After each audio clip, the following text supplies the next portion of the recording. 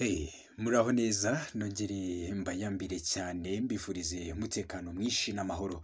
Nitwa Eric Manishimwe nyuma y'igihe kitari gitoya we back on Fly TV Rwanda. Ikaze mu nkuru igezweho cyangwa se mu makuru avugwa hirya no hino ku mbuga nkoranyambaga, ariko dukusanyiriza hamwe kuri Fly TV Rwanda tukareba ibyari byo. Nitwa Eric Manishimwe. Perezida Trump yakiriye Nduhungirehe na Kayikwamba nyuma yo gusinya amasezerano y'amahoro, mu gihe Perezida wa Amerika Donald Trump yatangaje ko karere k'ibiyaga bigari katangiye amateka mashya y'ubumwe, ubufatanye n'iterambere nyuma yo gusinya amasezerano y'amahoro hagati y'u Rwanda na Repubulika Iharanira Demokarasi ya Kongo. Amasezerano yashyiriweho umukono i Washington ku wa 27 Kamena 2025. Impande zombi ziyemeza gushyira iherezo ku mwuka mubi maze iminsi uzirangwamo kandi zigafatanya mu guteza imbere ubukungu. Perezida Donald Trump wakiriye ba minisitiri b'ububanyi n'amahanga b'u Rwanda na RDC mu biro bye yavuze ko uyu munsi wari utegerejwe igihe kirekire. Ati intambara yamaze imyaka myinshi, bavuga imyaka 30 mu karere k'ibiyaga bigari.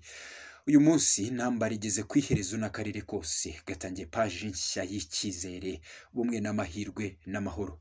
Hari hashize igihe dutegereje, hari uwavuze ngo niyo ntambara ikomeye yabayeho nyuma y'intambara ya kabiri y'isi. Birababaje ariko tugiye kuyirangiza. Minisitiri w'ububanyi n'amahanga n'ubutwererane Olivier Nduhungirehe yavuze ko kuba impande zombi zisinya amasezerano y'amahoro byaturutse mu muhati wa Amerika, bityo isabwa gukomeza kuyiherekeza ngo ibyo ziyemeje bizashobore gushyirwa mu bikorwa. Ati uyu munsi ni umunsi w'amateka kuko ni umunsi wasinyweho amasezerano y'amahoro hagati ya Kongo n'u Rwanda ashyira iherezo ku makimbirane amaze imyaka 30. Habayeho abahuza benshi mu bihe byahise ariko nta byatanze umusaruro.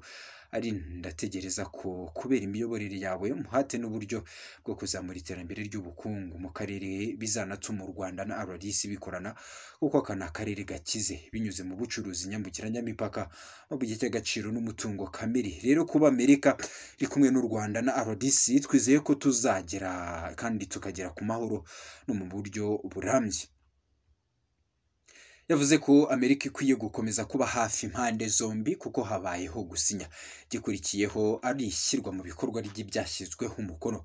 Ati kugira ngo ubu bufatanye mu bukungu bugerweho, Amerika ikeneye gukomeza guherekeza impande zombi kugira ngo hashyirwe mu bikorwa ibyo twasinye, kuko mu bihe byashize twasinye amasezerano menshi atarubahirijwe, ariko twizeye ko hamwe n'ubuyobozi bwawe n'ubuyobozi bwa Amerika tuzagera kuri iyo ntego. Eric Manishimwe, Fly TV Rwanda, genda bakunda cyane.